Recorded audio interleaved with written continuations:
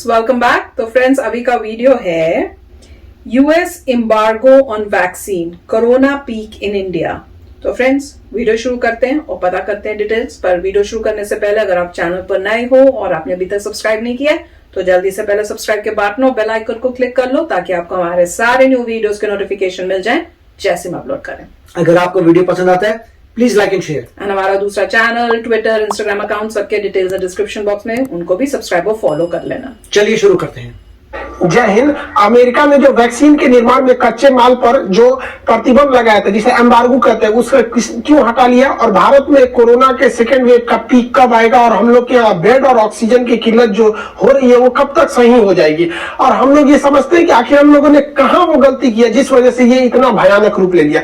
देखिए, अभी जो अमेरिका है उसने अपने आप प्रतिबंध लगाया था, एम्बार्गो लगा रखा था। एम्बार्गो एक टेक्निकल टर्म होता है जिसके तहत ये कहा जाता है कि कोई भी देश किसी शिप ट्रांसपोर्टेशन या किसी सामान को अपने देश की सीमा छोड़ने से प्रतिबंध लगा दे, उसे एम्बार्गो कहते हैं। तो ये डोनाल्ड ट्रंप भी लगा के गए थे कि वैक्सीन के जो चीजों के कच्चे माल होते हैं उसका एक्सपोर्ट ना हो ताकि वो अमेरिका में इसकी कमी ना हो। लेकिन सीरम इंस्टीट्यूट ऑफ इंडिया ने ट्वीट किया, फिर भारत के विदेश मंत्री ने भी कहा था, तो इन लोगों को कोई फर्क नहीं पड़ रहा था जो बाइडन और कमला हैरिस को। फिर बाद में हमारे अजीत डोभाल साहब ने बात किया तो बात इन्होंने भी समझाया होगा, क्योंकि ये रक्षा विशेषज्ञ है। इन्होंने भी कहा कि भैया देखो, ईरान से हमारा भी कोई खास दुश्मनी नहीं है, फिर भी अमेरिका की वजह से हम लोग ने ईरान से उतना पेट्रोलियम नहीं लाते हैं। रीजन है कि ईरान से लाएंगे तो हम लोग को खुद ही फायदा होगा, फिर भी हम लोग अमेरिका के रिश्तों को देख के करते हैं। और डोभाल साहब चूंकि सुरक्षा सलाहकार है, इनकी बातों को पब्लिक नहीं किया जा सकता है, लेकिन इसके पीछे और भी कारण रहा है जिसकी वजह से अमेरिका पीछे हटा है। देखिए, कुछ लोग का ये भी कहना है कि अमेरिका ने प्रतिबंध इसलिए लगाया क्योंकि वहां चुनाव में ट्रंप हार गए हैं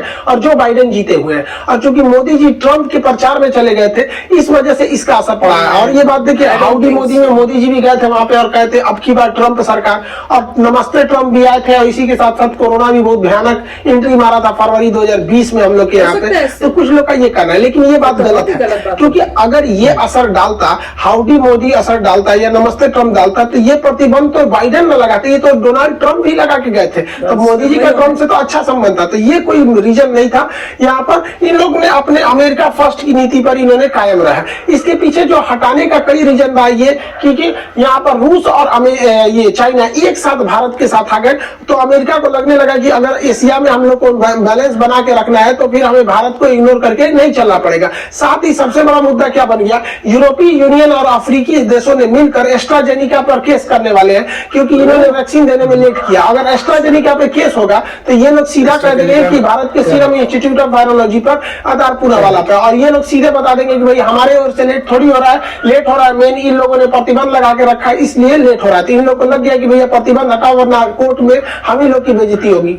अमेरिकी प्रतिबंध को हटने का सबसे बड़ा कारण है तो वो भारतीय कंपनी है जिसका नाम है VAV लाइफ साइंस, और एक दूसरी कंपनी है जिसका नाम है VAV लिपिड्स प्राइवेट लिमिटेड। ये दो कंपनियां मिलके एक जो सिंथेटिक फास्फोलिपिड नाम का यौगिक बनाती थी। यही वो यौगिक है जिसका ज्यादातर यूज अमेरिका की जो 3 महत्वपूर्ण वैक्सीन है, जॉनसन एंड जॉनसन, मॉडर्ना और फाइजर, इन तीनों वैक्सीन को जो कच्चा माल यहां से जा रहा था तो भारत भी इशारों में कह रहा था कि भैया तुम उधर से रोको तो हम यहाँ से रोक देते हैं। इस वजह से इन लोगों को प्रतिबंध हटाना पड़ गया।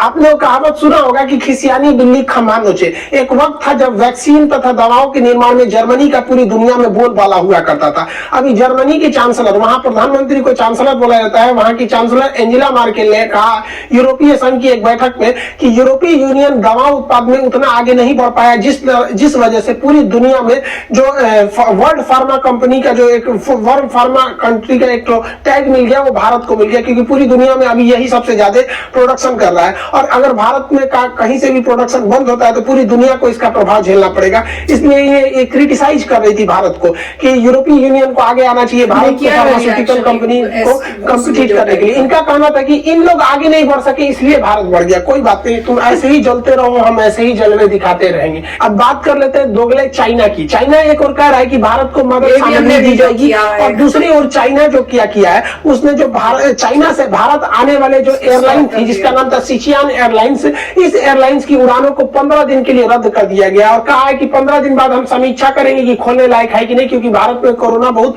पीक पर चल रहा है। अब यही वो एयरलाइंस थी जो वहां से जरूरी मेडिकल इक्विपमेंट ले आ रही थी, ऑक्सीजन के लिए जो ऑक्सीजन कंसंट्रेटर वगैरह के डिमांड भारत में बढ़ गए थे तो उसको ले आ रही थी। अब प्रतिबंध लग गया, अब आ नहीं सकता है और साथ ही साथ उसने अपने सामानों का रेट 40% बढ़ा दिया है। यही वाला है सब, ये सब पता नहीं किस मेंटेलिटी के है सब। खैर हमें एक एक का चेहरा याद रहेगा, इन एक एक का चेहरा याद रहेगा। ये चुनाव जीतने से पहले कहती थी कि हमें आई एम इंडियन, चुनाव जीतने के बाद कहती है आप कौन है, हम इंडियन नहीं जानते। वाह रे भैया भाई, बहुत खड़े सूझ जाने वाला आदमी यहाँ पे। एक एक का चेहरा याद रखा जाएगा इसको।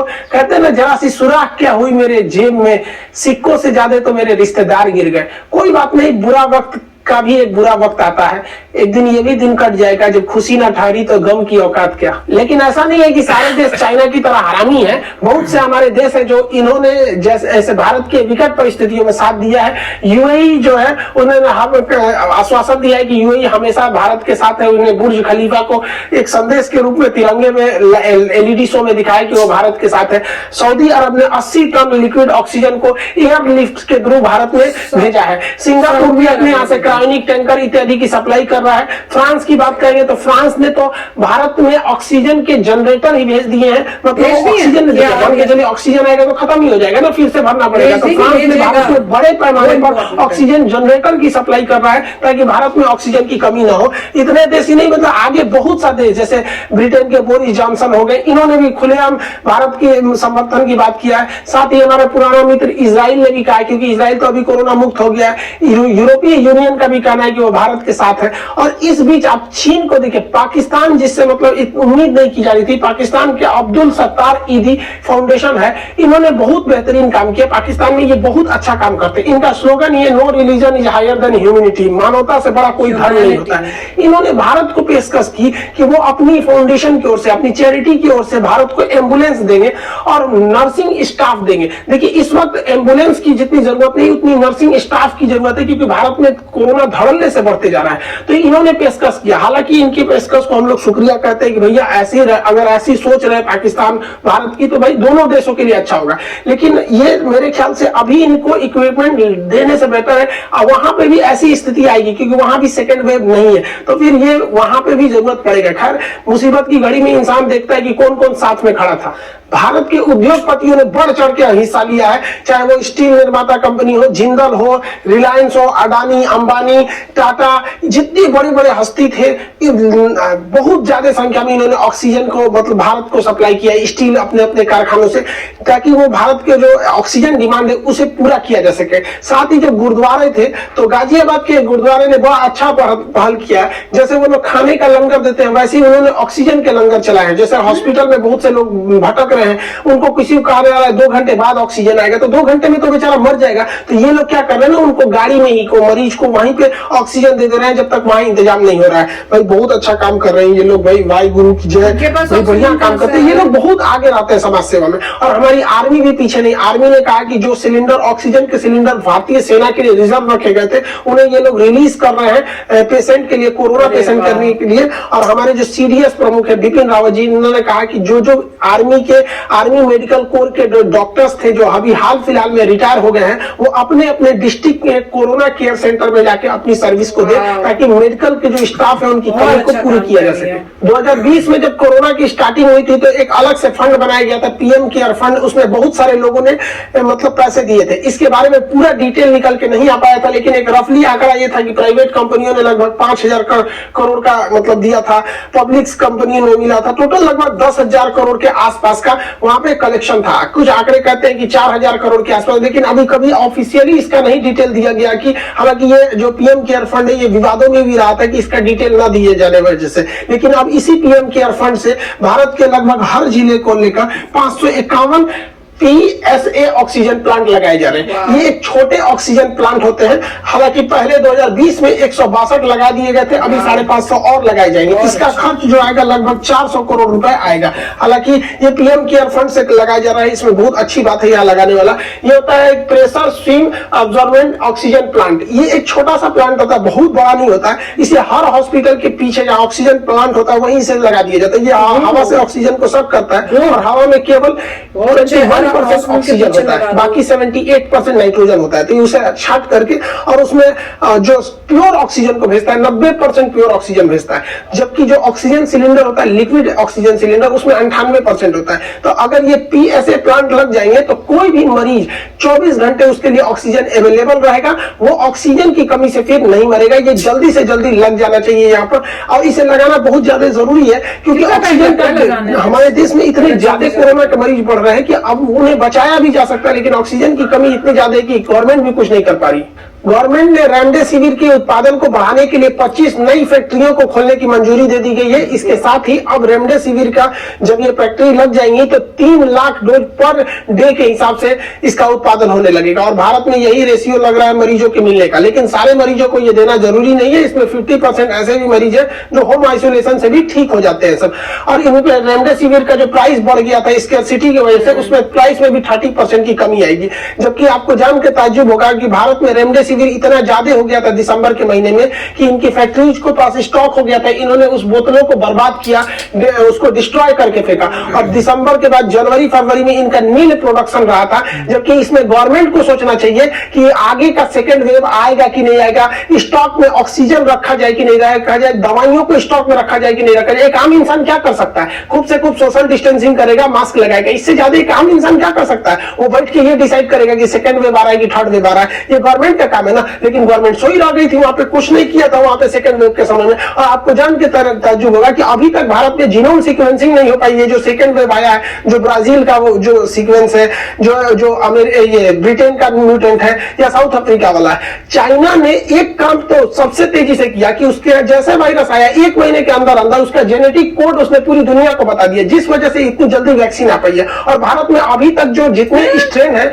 उसका कोई भारत के पास जेनेटिक सीक्वेंस नहीं है। इस वजह से आपको केवल ये बताया जाता है कि आप कोरोना पॉजिटिव है, लेकिन ये नहीं बताया जाता है कि आप कौन से वेरिएंट से पॉजिटिव है। साउथ अफ्रीका वाले हैं या फिर ब्रिटेन वाले हैं या फिर वो पुराना चाइना वाले हैं। पुराना चाइना वाले रहेंगे तो कोई दिक्कत नहीं है। ब्रिटेन और साउथ अफ्रीका ब्राजील वाले ये बहुत खतरनाक है सब, इसी में लोगों की जान चली जा रही है। तो अभी तक ये नहीं किया गया क्योंकि जनवरी फरवरी के बाद अजीब सी एक माहौल हो गया। हमको लोगों को लगा कि जैसे हम लोग कोरोना जीत जाएंगे। हमारे प्रधानमंत्री बिना किसी से सलाह लिए ये कहते हैं कि हम लोगों ने कोरोना को हरा दिया है, अब हम वैक्सीन डिप्लोमेसी करते हैं, पूरी दुनिया को वैक्सीन बांटते हैं। ये वो इजराइल के पास भी वैक्सीन था, उसने किसी को नहीं बांटना। तो हम लोगों ने एक प्रॉपर स्टडी नहीं किया। जो वक्त था हमें अपने ऑक्सीजनों की डिमांड को देखने का, उसकी कैपेसिटी, उसके प्लांट्स को देखने का, दवाइयों को देखने का, उस समय हमारे यहाँ मंत्रिमंडल में भाषण लिखा जा रहा था कि कैसा भाषण अच्छा रहेगा बंगाल के चुनाव में, चाहे वो आसाम के चुनाव में। किसी भी पार्टी को देखिए, चाहे ममता बनर्जी हो, आसाम हो या फिर कहीं पे भी हो, जिस धड़ल्ले से प्रचार किया गया था उसका खामियाजा अब बंगाल के लोगों को भुगतने लगेगा। बंगाल के लोग आप ध्यान से सुनिएगा, 5 मई का इंतजार कीजिए। 5 मई से आपके यहाँ पर डे 50,000 केस मिलेगा। ये चुनावी रैलियों में जो आप लोग पूरा जमा के भीड़ लगा दिए थे, जो नेताओं को दिल खुश कर देता था वो भीड़, अब वो आपको सताएगा भीड़ जब आपके यहाँ 50,000 से ज्यादा केस केवल 5 मई तक वेट कीजिए, वहां सबको मिलने वाला है यहाँ पर। ये देखिए, ये चुनाव आयोग को देखिए, ईवीएम की तैयारी वैसे कर रहा था जैसे लग रहा था वैक्सीन की तैयारी किए जा रहे हैं। हद है इन लोग को। खैर क्या करिएगा, यहाँ हमारे चुनाव आयोग भी थे सुनील अरोड़ा जी, अब ये रिटायर हो गए। अब इनको बहुत जल्दी कहीं का राज्यपाल या शायद गोवा का राज्यपाल बना दिया जाए या राज्यसभा का सदस्य बनाया जाए, क्योंकि ये लोग तो जिंदगी भर ऐसे तो कमेबे किए हैं लोग। अब रिटायरमेंट होने के बाद भी इन लोग को चाहिए, इन लोगों को शर्म आना चाहिए कि मद्रास हाईकोर्ट जो है उसने कहा कि भाई इलेक्शन कमीशन पर क्या करना चाहिए, मुकदमा करना चाहिए, डेथ का, हत्या का आरोप का मुकदमा करना चाहिए, क्योंकि इनकी रैलियों से इतनी भयानक कोरोना निकला है जिसका कोई हद नहीं। कोरोना में ना राजनीति भी बहुत तेजी से होती रही है। कांग्रेस कह रही है कि जो हम लोगों ने 70 साल में नहीं लिया उतना तो मोदी जी ने 7 साल में किया था। भाई कांग्रेस वालों, पहली बात तो तुम लोगों ने 70 साल शासन नहीं किया, केवल 54 साल शासन किया आप लोग। पता नहीं कौन सा 70 साल गिनवाता है सब बैल सब। और जो कांग्रेस शासित राज्य है ना, वो राजस्थान देख लो, वहां पे वहां भी हालत ऐसे ही है। किसी भी राज्य को देखो, महाराष्ट्र उद्धव ठाकरे की सरकार, वहां भी हालत वैसे ही है। चाहे बिहार का देख लीजिए, बिहार में बाहर है नीतीश कुमार है, क्या बिहार में कोरोना नहीं है? हर जगह पर कोरोना है, लेकिन आप सरकार को नहीं बोल सकते। इसके लिए एक नया फॉर्मूला आया है कि अगर काम अच्छा होता है तो सरकार करती है और काम गड़बड़ होता है तो इसके लिए सिस्टम जिम्मेदार है। ये जो नया खोज हुआ है ना, ये अशोक के 14वें शिलालेख से हुआ है, क्योंकि अशोक ने भी अपने 14वें शिलालेख में लिखा था कि मैंने समाज की भलाई के लिए बहुत अच्छे काम किए हैं, फिर भी कुछ काम छूट गए तो उसके लिए अशोक जिम्मेदार नहीं है, इस शिलालेख पर लिखने वाला व्यक्ति जिम्मेदार है। तो अब देश की हालत के लिए कोई नेता, कोई भी प्रधानमंत्री या मुख्यमंत्री जिम्मेदार नहीं है, इस स्थिति के लिए सिस्टम जिम्मेदार है। याद रखिएगा, कौन जिम्मेदार है? सिस्टम। कोरोना महामारी में ही बंगाल का चुनाव हो गया, पिछले साल बिहार का चुनाव हो गया, मध्य प्रदेश में मध्यवर्ती चुनाव हो गया। ये चुनाव कितना खराब चीज है आप ऐसे समझिए कि जब सरकार की किरकिरी हो रही तो इस बीच ट्वीट डिलीट किया जा रहा है। बताओ, कोरोना की वैक्सीनेशन जरूरी नहीं है, इलाज जरूरी नहीं है, ऑक्सीजन जरूरी है, ट्वीट डिलीट कराना, मतलब अभी भी छवि बची हुई। योगी आदित्यनाथ जी पिछले साल 2020 में इतने एक्टिव थे कोरोना को लेकर कि नोएडा के डीएम को बीच मीटिंग में डांट दिए थे, फिर इलाहाबाद से ट्रांसफर करके विकास अलवई को लेके गए थे वहां पर। लेकिन इस बार क्या हुआ? इस बार ढील क्यों हुआ पता है आपको? इलाहाबाद हाईकोर्ट बोलते रह गया कि प्रयागराज में, बनारस में लॉकडाउन की जरूरत है, लेकिन नहीं लगाए गए यहाँ पर, क्योंकि यहाँ पर अभी पंचायत चुनाव हो रहा है। हम गलत बोल दिए, ये सिस्टम जिम्मेदार है। सॉरी, आप सारे महामहिम लोगों को सॉरी, आप लोग की कोई गलती नहीं है, सिस्टम जो है। Thank you. अब हम लोग को एक और चीज मिल गया, अगर हम लोग से कोई गलती हो जाती है तो इसके बाद किसी भी गलती के लिए कोई जिम्मेदार नहीं है, केवल सिस्टम जिम्मेदार है। सिस्टम का कोई माई बाप नहीं है। हम ट्वीट को डिलीट कराकर या अपनी मीडिया का मुंह दबाकर केवल अपने देश में अपने कंधा ऊंचा कर सकते हैं, लेकिन जब वही बातें जब विदेशी मीडिया में जाती है तो बहुत शर्म लगता है कि जिसे कहा जाता था मुस्कुराइए आप लखनऊ में है, उसके शमशान घाट का फोटो अमेरिका के द वाशिंगटन जो न्यूयॉर्क टाइम्स में पूरे फ्रंट लाइन में छापा जाता है। भारत की यह तस्वीर पूरी दुनिया को दिखा दिया गया पर, और यह हमारे देश की तरह अखबार नहीं है, इसे वेल प्रतिष्ठित अखबार माना जाता है। यहाँ पर पूरी दुनिया में एक चीज का क्रिटिसाइजन हो रहा है कि भारत अति आत्मविश्वास में चुनाव की रैलियों में, त्योहारों में, जो बिना नियम का पालन किए हुए जो धड़ल्ले से नियम कानून की धज्जियां उड़ाई गई, उसी का नतीजा है ये जो सेकेंड वेव आई है सुनामी की तरह। देखिए, ये सेकेंड वेव आई जरूर तेज है। अब काम की बात करते हैं, ये सेकेंड वेव जाएगी भी बहुत तेज, लेकिन आपको 15 से 20 मई याद रखिएगा, ये डेट बड़ी खतरनाक है। इस बीच आप लोग देखिएगा भारत में पर डे 6 लाख से ज्यादा मरीज मिलने लगेंगे, क्योंकि इस बीच तक हम लोग के पास इंफ्रास्ट्रक्चर है ही नहीं है। जो ऑक्सीजन प्लांट बोले गए हैं लगाने के लिए या जो लग रहे हैं, इन्हें 15 से 20 दिन लग जाएंगे। इस बीच आप अपने आप को बचा के रखिए, आपके लिए और देश के लिए बेटर है। देहात में क्या होता था, हम लोग के यहाँ जब कभी बारात ज्यादा आ जाती थी और खाना घट जाता था तो हम लोग बाराती को बताते नहीं थे कि खाना घट गया, हम लोग उन्हें एक प्रोग्राम में लेके चले जाते थे। इधर से आप कुछ मंत्र बोलिए, उधर से वो बोलते थे, कंपटीशन होता था कि हम कितना जानते हैं, आप कितना जानते हैं, लड़की वाला और लड़का वाला। ये कंपटीशन 1-1.5 घंटा चलता था, लोग भूल जाते थे। इसी बीच जो जब खाना बन जाता था तो गांव के बुजुर्ग आदमी बोलते थे, अरे अरे चलिए चलिए बारात को पहले खाना तो खिला दीजिए, उधर खाना बन जाएगा। इसलिए ये 15 दिन वेट कीजिए ताकि सरकार जो लगा रही है ऑक्सीजन प्लांट वगैरह वो अच्छे से लग जाए। उसके बाद आप देखिएगा कि जिस तरह से ये कोरोना का सेकेंड वेव आया उसी तरह से ये डाउन होगा। 20 मई के बाद ये तेजी से डाउन होने लगेगा। फर्स्ट वेव की तरह धीरे धीरे डाउन नहीं होगा, ये अचानक डाउन होगा। कोरोना को कंट्रोल करने के लिए सबसे जरूरी है तो वैक्सीनेशन। 1 मई से सबको वैक्सीनेशन लगना चालू हो जाएगा, लेकिन इस वैक्सीन की समस्या ये है कि हर गली मोहल्ले तक पहुंचाने की समस्या है, ट्रांसपोर्टेशन के लिए, क्योंकि ये जो किट है इस किट में कैसे ले जाए। तो भाई साहब एक बात नहीं समझ में आता है, जितने पैरामेडिकल स्टाफ है इन्हें मोहल्ले तक में डिस्ट्रीब्यूट कीजिए, और आपको वैक्सीन इन्हें पहुंचाने की जरूरत नहीं है। भारत सरकार को चाहिए कि जितने शहर है, हर शहर में आइसक्रीम की छोटी छोटी फैक्ट्री लगी रहती है जहां आइसक्रीम बनता है, वहां आइसक्रीम वालों को कांटेक्ट करे, वहां एक अधिकारी बैठाए भारत सरकार और उस आइसक्रीम वाले को पूरी वैक्सीन दे दे और उन्हें बताए कि भाई जो तुम्हारा ये बर्फ वाला ठेला होता है ना, इसमें भी उतने टेम्परेचर होता है जितना टेम्परेचर चाहिए आपके ये वैक्सीन को। इनको कहिए ये गली मोहल्ले तक पहुंचा देंगे। जिस तरह से मोहल्ले मोहल्ले में पोलियो ड्रॉप पिलाया गया ना, ये आइसक्रीम वाले चाहे ना तो मोहल्ले मोहल्ले घर घर जाके वैक्सीनेशन का काम कर सकते हैं। इनके साथ बस नर्स लगा दीजिए, एक मोहल्ले में एक नर्स रहेगी, ये आइसक्रीम लगाएगा, इसमें पास वो होता है भोपू पोपू पोपू बोलते रहता है, सब लोग आके लगवाइए लेंगे यहाँ पर। अब बताइए गर्मी का दिन आ रहा है, ये बेचारे उम्मीद में थे कि हमारा रोजगार मिलेगा, तो भारत सरकार इनका रोजगार भी नहीं ले सकती। इनसे सहयोग लीजिए और इनको जो दिहाड़ी के हिसाब से जो सैलरी बनता है वो हिसाब से दे दीजिए, इनका रोजगार भी नहीं जाएगा। इससे क्या है कि हमारा देश और देशवासी दोनों खुश रहेंगे। हमें रोजगार बहुत चला गया लोगों का यहाँ पर, तो गवर्नमेंट सोच रही कि हम कैसे ले जाएंगे, गली गली तक वैक्सीनेशन को कैसे ले जाएंगे। आप देखिए ना, भारत जुगाड़ का देश है, यहाँ जुगाड़ पे पूरा देश टिका है। जो यहाँ का जुगाड़ नहीं सीखा वो क्या सीखा? जब तक दवाई नहीं तब तक ढिलाई नहीं। अपने हाथों को बार बार अच्छे से धोते रहिए। कभी स्कूल से हाथ धोइए, कभी नौकरी से हाथ धोइए, कभी सैलरी से हाथ धोइए, कभी पेंशन से हाथ धोइए, कभी बिजनेस से हाथ धोइए, तो कभी अपने दुकान से हाथ धोइए। लेकिन जब तक बीमारी है तब तक हाथ धोते रहिए, क्योंकि सरकार हमारे साथ है, हमें कुछ नहीं हो सकता, बस हाथ धोते रहना है हम लोग को। इस तस्वीर को देखिए, ये पत्नी अपने पति के बीमार स्थिति को लेकर ऑटो से हॉस्पिटल में आई। हॉस्पिटल में ऑक्सीजन की कहीं भी व्यवस्था न होने की वजह से बेचारी कहीं भी फोन लगाती रह गई, कोई रिस्पॉन्स करने वाला नहीं था। और यहाँ पर इतनी बुरी स्थिति हो गई कि जब इसके पति का सांस रुकने लगा तो ये बेचारी महिला अपने मुंह से पति को सांस देती रही ताकि उसके फेफड़े में सांस पहुंचाया जा सके, लेकिन यह सिस्टम के आगे हार गई और अपने पति को नहीं बचा पाई। इस महिला के लिए इससे बड़ा दुख की बात क्या हो सकता है कि उसकी गोद में उसके पति ने दम तोड़ दिया। ये ऐसा देश देखने के लिए हम लोग थे, हाँ, ऐसा देश देखने के लिए कितना दुख की बात है हम लोग के लिए कि रामनवमी के पावन महीने में जहां गली गली में जय श्री राम के नारे गूंजते थे, आज उसी गलियों में राम नाम सत्य है से चिताएं गूंज रही हैं। रमजान के मुकद्दस महीने में जब लोग खरीदारी करने ईद की खुशियों से निकलते थे, आज वही लोग ईद के कपड़े नहीं बल्कि कफन खरीदने के लिए निकल रहे हैं। हम सब बहुत लड़ा करते थे हिंदू मुस्लिम के लिए, आज न हिंदू खतरे में है न मुसलमान खतरे में, ये दोनों खतरे के बाहर आ गए। लेकिन अफसोस की बात है, ये दोनों सांस नहीं ले पा रहे हैं। गुजर रही है जिंदगी एक ऐसे मुकाम से, अपने ही दूर हो रहे हैं जरा सी जुकाम से।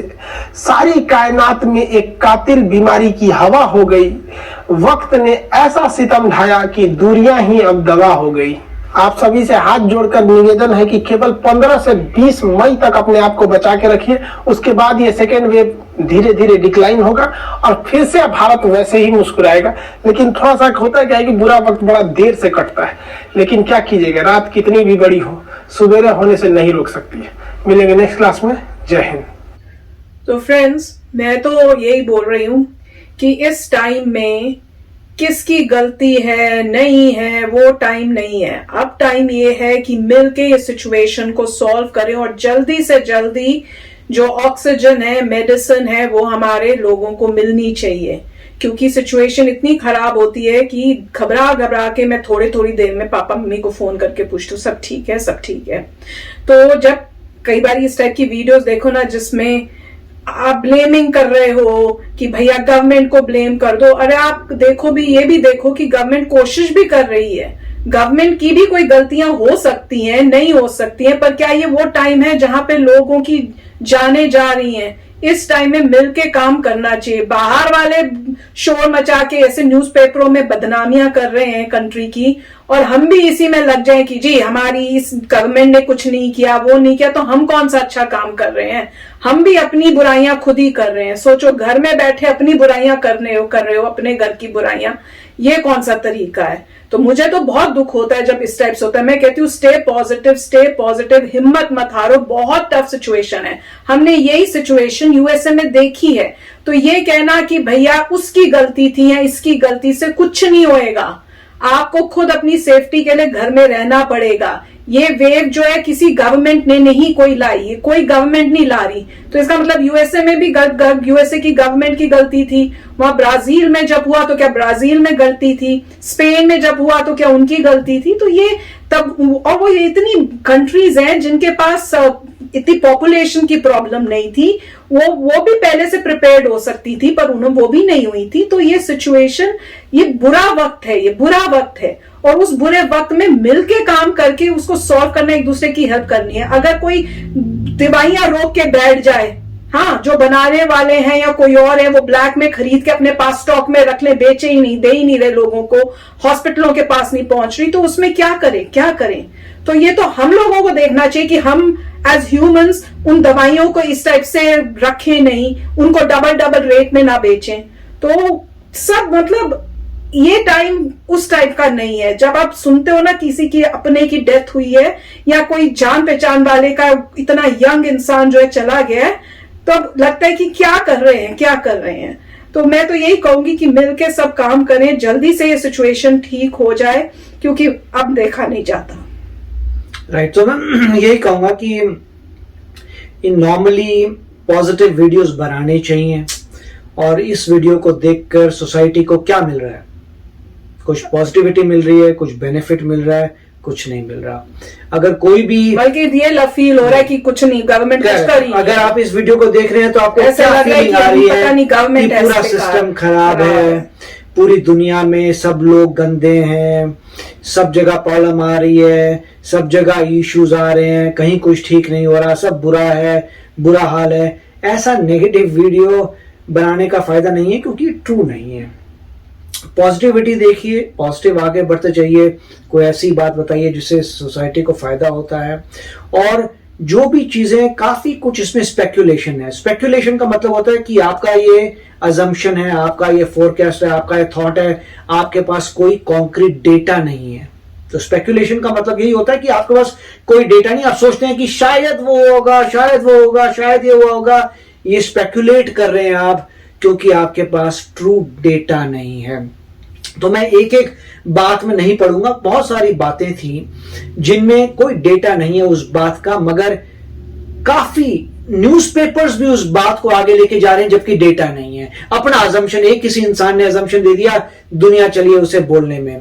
तो मेरे ख्याल से इसमें प्रॉब्लम्स हैं, मगर पॉजिटिवली देखना चाहिए, काफी हेल्प आ रही है। जो न्यूयॉर्क टाइम्स का आर्टिकल था, अगर आपने पढ़ा हो तो आपने देखा होगा, उसमें कुछ नेगेटिव नहीं कहा था इंडिया के बारे में। उन्होंने कहा था कि इंडिया में प्रॉब्लम्स आ रही हैं, सेकेंड वेव बहुत बढ़ गई है, उसकी वजह से लोग मर रहे हैं, और ये फोटोग्राफ है कि जैसे से क्रिमेशन जल्दी हो रहे हैं। और लिखा था कि पूरे वर्ल्ड को हेल्प करनी चाहिए, और पूरा वर्ल्ड हेल्प करेगा, और यहां से हेल्प आएगी, वहां से हेल्प आएगी। और उसकी थीम ये थी कि यूज कॉशन।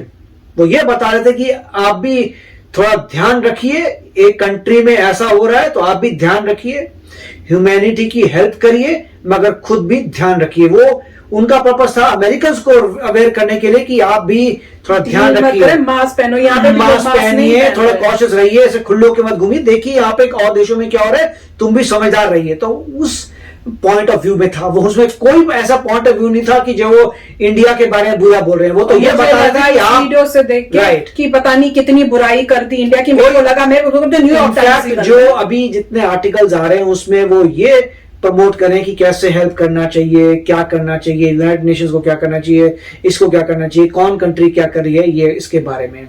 और काफी, इसलिए बोल रहा हूं, काफी स्पेक्यूलेशन है कि, और असल में जो भी बात है वो मिस्टर डोवल को ही पता है, और बहुत सारे रीजंस हैं। अगर आप न्यूज़पेपर्स पढ़ते हैं तो बहुत सारे रीजंस हैं। काफी लोग होंगे जो सिर्फ एक ही तरीके से देखते हैं, वो आपका अपना पर्सनल ओपिनियन है कि आप एक ही तरीके से देखेंगे। अगर ये रॉ मटेरियल इसको चाहिए तो वो नहीं देंगे, तो वो रॉ मटेरियल नहीं आएगा।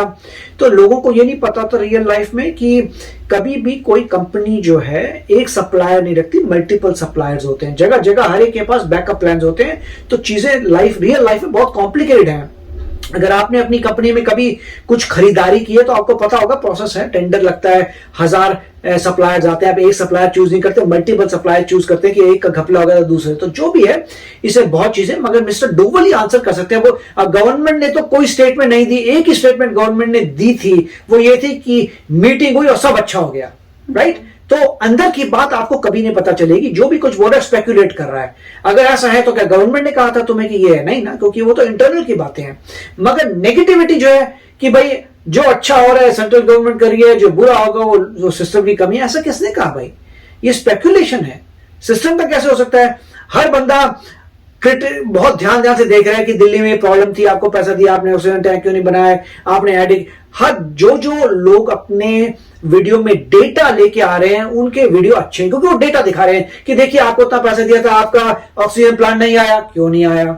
आपको ये बोला गया था, आपने किसी को होटल में ठहराया, क्यों ठहराया। इस समय में आपको एड पे खर्चा करना चाहिए, नहीं करना चाहिए, आपने ये किया वो किया। वो डेटा दे रहे हैं, पहले आपको बता रहे ये हुआ और आप ऐसा कर सकते थे, ये हुआ ऐसा। मगर जहां पे कोई डेटा ही नहीं है, सिर्फ स्पेकुलेशन है, वहां पे मैं उसको नहीं मानता हूं।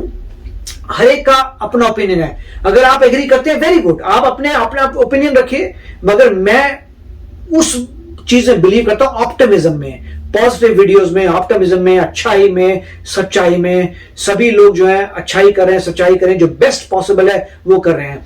आप एक दिन में कभी किसी कंट्री का इंफ्रास्ट्रक्चर बदल नहीं सकते थे। आप ये इतने सालों से इंफ्रास्ट्रक्चर सेम था, सडनली डिमांड आ गई है तो इंफ्रास्ट्रक्चर जो है प्रॉब्लम आ गई है। किसी ने फोरकास्ट नहीं करा था।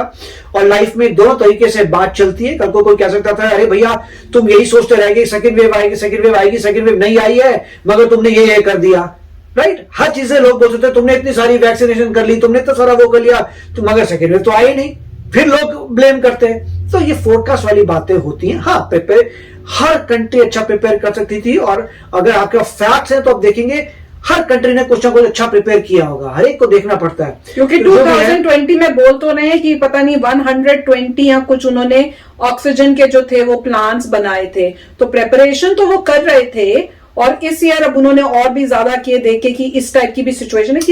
किसी ने ड्रीम नहीं किया, हमने नहीं कभी ड्रीम किया था कि ऐसी सिचुएशन हो। मगर यहाँ पे जैसे यहाँ पर भी वो प्रॉब्लम आई थी, सडनली डिमांड बढ़ गई थी, लोगों के पास जो है हॉस्पिटल्स में जगह नहीं थी, दफनाने की जगह नहीं थी, तो यहाँ पर ही प्रॉब्लम आ गई थी। मगर ऐसा नहीं है कि लोग शुरू हो गए बोलने कि हमारा सिस्टम खराब है। हाँ, क्योंकि उन्हें पता है कुछ कर नहीं सकते, क्योंकि किसी ने सोचा ही नहीं। यहाँ पे आपको कोई प्रोटेस्ट नजर नहीं आ रहे। अमेरिका में किसी ने प्रोटेस्ट नहीं है, किसी ने कुछ किया, हमारा सिस्टम खराब है। सभी लोगों ने बोला इंप्रूव करिए, यहाँ से करते हैं, वहां से करते हैं, ये बेटर करते हैं, वो बेटर करते हैं, जल्दी हो सके ठीक करते हैं, राइट। तो लोगों ने पॉजिटिवली लेने की कोशिश की कि मैं भी हेल्प करता हूं, मैं भी हेल्प करता हूं, देख तो मैं क्या कर सकता हूं। तो मेरे ख्याल से हर चीज को पॉजिटिवली लेना चाहिए। और मेरे तो यही होप है कि जल्दी से ये समय बीत जाए। जिस हिसाब से बहुत हेल्प आ रही है, मेरे ख्याल से रिलीफ मिल जाना चाहिए 5-10 डेज में। यस, क्योंकि सबसे इंपॉर्टेंट है लोगों की लाइफ। अपने घर में रहना चाहिए, किसी को बाहर नहीं निकलना चाहिए। अनलेस उनकी तबीयत खराब होगी तो बात अलग है, मगर मैक्सिमम लोगों को घर में रहना चाहिए बिल्कुल ही। चाहे लॉकडाउन हो या ना हो, घर में बैठिए और जहां तक हो सके करिए। ऑफ कोर्स अगर किसी की बहुत ही मजबूरी है तो उसे बाहर जाना पड़ेगा, एवरीबॉडी अंडरस्टैंड्स। यस फ्रेंड्स, तो चलो फ्रेंड्स चलते हैं, मिलेंगे नेक्स्ट वीडियो में बहुत ही जल्द। Till then take care and bye bye. तो अगर आप मेरे इस चैनल पे नए हो तो जल्दी से सब्सक्राइब के बटन को हिट करो और बेल आइकन को क्लिक करो, ताकि आपको मेरा जब नया वीडियो मैं लगाऊं आपको उसके बारे में जल्दी से पता चल जाए।